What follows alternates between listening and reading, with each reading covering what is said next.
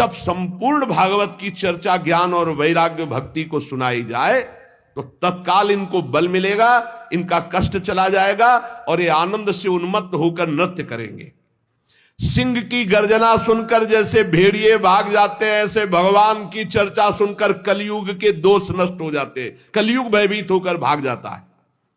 प्रेम रस प्रवाहित करने वाली भक्ति, ज्ञान और वैराग्य सबके हृदयों में जागृत हो जाएगी जो भगवान की चर्चा सुनेंगे।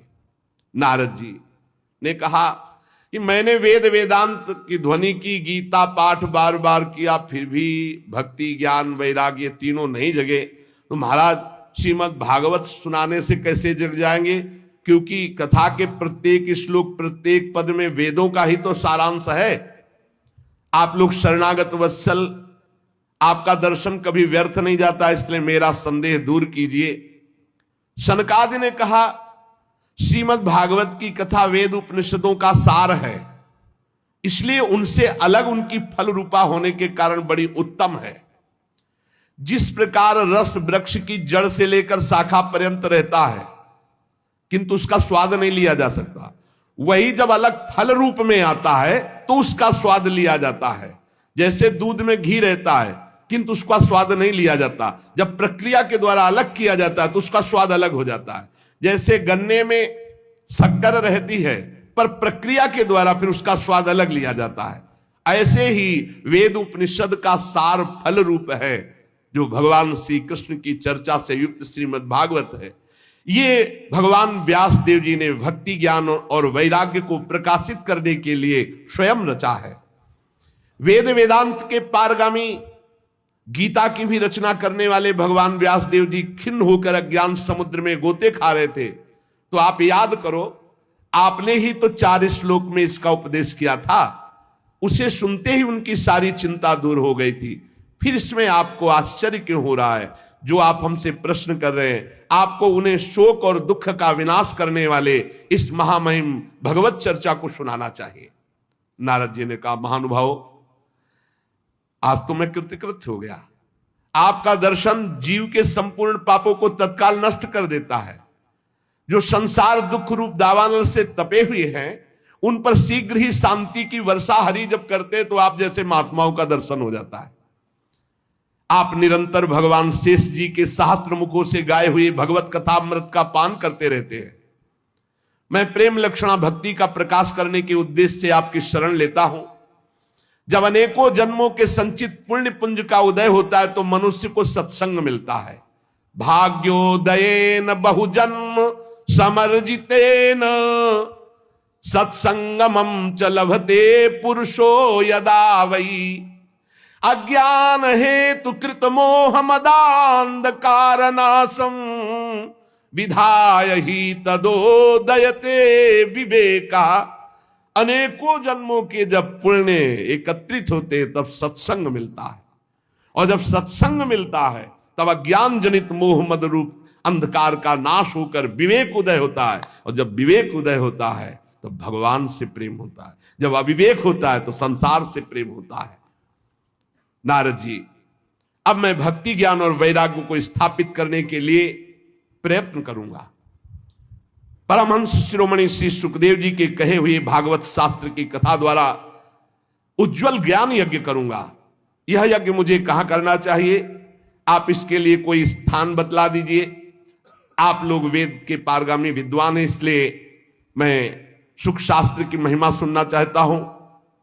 इसकी विधि क्या है, कितने दिनों में सुने, कृपा करके बताइए। जब नारद जी ने ऐसा कहा तो शनकादि बोले आप बड़े विनीत हैं, क्योंकि सब जानते हुए आप पूछ रहे हैं, सर्वज्ञ हैं आप, पर आप पूछ रहे हैं इसलिए हम आपको ये बातें बता रहे हैं। इस समय हरिद्वार के पास आनंद नामक एक घाट है, बड़ा शांत है, एकांतिक है, ब्रह्म ऋषियों द्वारा सेवित है। देवता सिद्ध लोग वहां सेवन करते हैं। भांति भांति के वृक्ष और लताएं हैं, और वहां कोमल नवीन बालू बिछी हुई है। बड़ा सुरम्य एकांत प्रदेश है।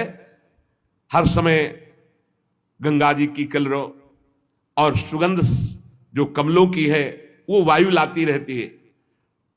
हमें लगता है वहीं इस ज्ञान यज्ञ का आरंभ किया जाए, आनंद घाट में। कथा में अपूर्व रस आता है जब एकांत शांत भागवतिक स्थान हो। हमने देखा है कथा का प्रभाव, और आप देख लीजिएगा, एक बार केवल अनुष्ठान होने दीजिए और आपके सामने निर्बल जरा जीर्ण अवस्था में पड़े हुए ज्ञान वैराग्य यदि नृत्य न करने लगे तो कहना। भक्ति अपनी आंखों के सामने ही देखेगी, वो भी नृत्य करेगी, उनके पुत्र भी नृत्य करेंगे। कथा के शब्द पढ़ते ही ज्ञान और वैराग्य तरुण हो जाएंगे। नारद जी के साथ सनकादि तुरंत वहां से पहले कथा स्थान आनंद घाट गंगा जी के तट पर गए। यहां यमुना जी के पावन तट परम पावन महामहिम वृंदावन की भूमि में इससे बराबर वो हरिद्वार है, हरिघर है, नहीं ये हरिघर है, वो द्वार है। द्वार से जिस समय तट पर पहुंचे तो सर्वत्र सिद्धों ने ये सूचना पहुंचा दी कि बहुत बड़ा ज्ञान यज्ञ होने वाला है। तो भगवान के रस के जो रसिक जन हैं, भक्त जन हैं, प्रेमी जन हैं, वो सब एकत्रित होने लगे। भृगु जी, वशिष्ठ जी, च्यवन जी, गौतम जी, मेधातिथि, देवल, देवरात, परशुराम, विश्वामित्र, साकल, मार्कंडे, दत्तात्रेय, पिपलाद, योगेश्वर, भगवान व्यास, पराशर, छायासुख, जाजल, जन्हू आदि बड़े बड़े मुनि अपने अपने शिष्यों के साथ परिकर के साथ वहां एकत्रित होने लगे। इसके सिवा मूर्तिमान होकर वेद, उपनिषद, मंत्र, तंत्र, 17 पुराण, 6 शास्त्र ये सब वहां उपस्थित हुए, क्योंकि सनकादि आदि महापुरुषों के द्वारा भगवत चर्चा। गंगा आदि नदियां, पुष्कर आदि सरोवर, कुरुक्षेत्र आदि समस्त क्षेत्र, सारी दिशाओं के दंडक वन, हिमालय आदि के जितने भी ऋषि मुनि सब आकर के एकत्रित होने लगे। सिद्धों ने बात फैला दी, भगवान की अमोघ चर्चा होने वाली है हरिद्वार में आनंद घाट पर, और बड़े महापुरुषों के द्वारा, इसलिए सब कथा का आनंद लें। तब कथा सुनाने के लिए दीक्षित होकर श्री कृष्ण परायण सनकादि नारद जी के दिए हुए श्रेष्ठ आसन पर विराजमान हुए। सभी ऋषि मुनि देवताओं सबने उनकी वंदना की। श्रोताओं में वैष्णव, विरक्त, सन्यासी, ब्रह्मचारी ये आगे बैठे। सबके आगे देवर्षि नारद जी, एक और ऋषिगण, एक और देवतागण, एक और वेद उपनिषद, एक और तीर्थ, और दूसरी ओर जन साधारण स्त्री पुरुष, ये सब ऐसे विभाग करके कथा सुनने के लिए विराजमान हुए। उस समय बड़ी जोर की पुष्प वर्षा हुई आकाश से, जय जयकार, नमस्कार और शंखों की ध्वनि होने लगी। फूलों की वर्षा, जो विमान पर चढ़कर देवता लोग सब ऋषियों के ऊपर कल्प वृक्ष के फूल बरसा रहे थे। सनकादि ऋषि महात्मा नारद को भगवत चर्चा का महात्म्य स्पष्ट करके सुनाने लगे। सनकादि ने कहा, हम आपको इसकी पहले महिमा सुनाते हैं।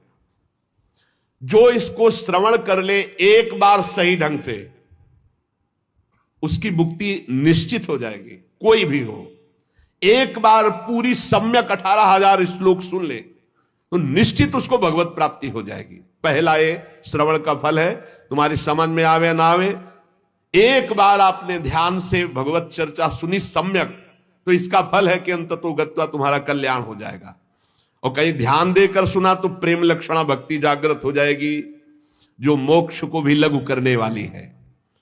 इसलिए इस कथा का सावधान होकर के आस्वादन करना चाहिए। जो पूरी कथा सुन लेगा तो श्रवण मात्र से श्री हरि हृदय में आकर विराजमान हो जाएंगे, हरि जागृत हो जाएंगे। भय प्रकट कृपाला, अभी यहां 3 गुणों का पर्दा लगाकर आनंद ले रहे, सो रहे, फिर वो जग जाएंगे, पर्दा हट जाएगा और भय प्रकट कृपाला, तो हमें हृदय में ही साक्षात्कार हो जाएगा। यस्या श्रवण मात्रेण हरिश्चित्तम समाश्रयेत। इसमें 18,000 श्लोक, 12 स्कंद, श्री सुखदेव और राजा परीक्षित का संवाद।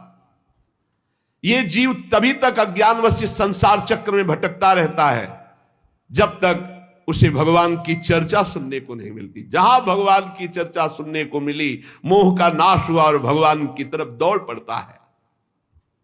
श्री सनकादि इस महामहिम भगवत शास्त्र की महिमा का वर्णन करते हैं।